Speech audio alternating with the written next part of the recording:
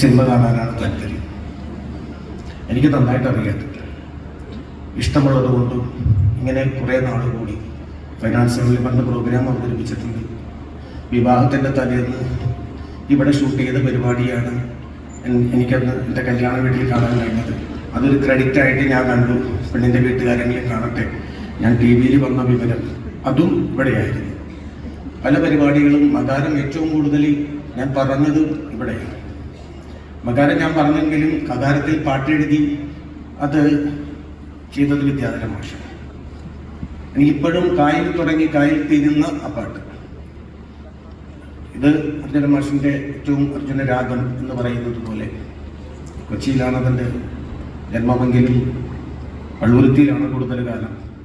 എൻ്റെയും എൻ്റെ അച്ഛൻ്റെയും ഒക്കെ എല്ലാവരുടെയും പ്രിയപ്പെട്ടതാണ്. ഒരുമിച്ച് യാത്ര ചെയ്യാനും ഒരുമിച്ച് സംസാരിക്കാനും ഒരുമിച്ച് കഥകൾ പറയാനും തമാശ പറഞ്ഞു കൊടുക്കാനും വീട്ടിൽ പോകാനും എൻ്റെ വീട്ടിൽ വരാനും ഒക്കെ കഴിഞ്ഞിട്ടുള്ള ആളാണ്. അപ്പം അങ്ങനെ പഴയ അനുഭവങ്ങളൊക്കെ പറയുമ്പോൾ ഇതിഹാസമായ ഗാനഗന്ധർവൻ യേശുദാസിൻ്റെയും എ റഹ്മാൻ്റെയൊക്കെ ഗുരുവാണെന്നൊക്കെ അറിയുമ്പോഴും ഒത്തിരി കഥകളൊക്കെ ഇങ്ങനെ അവരുമായി ബന്ധപ്പെട്ടതൊക്കെ പറയാനും ഒക്കെ കിട്ടിയ അവസരങ്ങൾ വളരെ ജീവിതത്തിലാണ്. മാഷിൻ്റെ പരിപാടിയിൽ എൻ്റെ ഭാഗമായിട്ട് എപ്പോഴും ഒരു പാട്ടുണ്ടാകും. ഞാൻ പാട്ടുകളൊക്കെ തിരിച്ചും എനിക്കിങ്ങനെ പാടാനുള്ള കഴിവൊന്നുമില്ല. ഇങ്ങനെ പാടിയ കൈയടിയൊന്നും കിട്ടാറില്ല. കൈക്കടയിൽ ഞാനേ ഉണ്ടാകാറുള്ളൂ.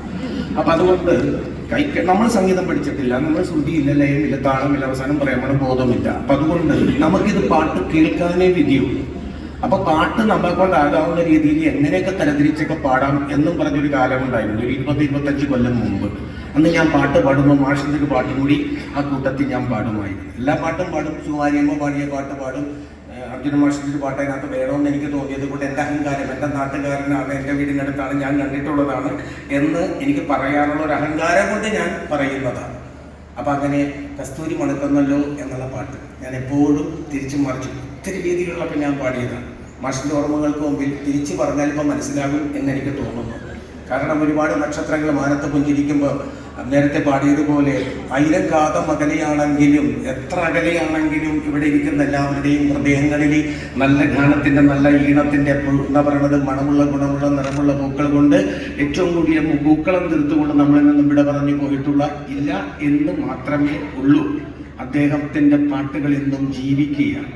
അതുപോലെ തന്നെ അദ്ദേഹത്തിൻ്റെ പുരസ്കാരം ഏറ്റുവാങ്ങുന്ന മംഗം സാർ ഞാൻ വളരെ അസൂയോടെ കാണുന്ന ഒരാളാണ്. ഒരു പടം പോലും മൊഴിമാറ്റം ചെയ്യാൻ എനിക്ക് ഇതുവരെ പറ്റിയിട്ടില്ല. ഒറ്റപ്പടം, ഒരു പടം എഴുതാൻ പറ്റിയിട്ടില്ല. സകല കുരുത്തക്കേടും കാണിച്ചിട്ടുണ്ട്. പക്ഷേ ഏതാണ്ട് 10ഓളം കഥ, തിരക്കഥ, സംഭാഷണമൊക്കെ എഴുതിയ ആളാണ്. അത് മാത്രമല്ല, അരികിരൺ സാറിന്റെ പടങ്ങൾ ഏറ്റവും കൂടുതൽ ചെയ്തു. MS വിശ്വനാഥൻ അദ്ദേഹത്തിന്റെ ഈണമിട്ട പാട്ടുകൾ ഏറ്റവും കൂടുതൽ പാടി. മൊഴിമാറ്റം 10 ബാഹുബലി എന്നൊക്കെ പറഞ്ഞ ഇന്റർനാഷണൽ സിനിമയാണ്. അതൊക്കെ മൊഴിമാറ്റി എഴുതിയ അദ്ദേഹത്തിന്റെ സാഗത പ്രണാമം.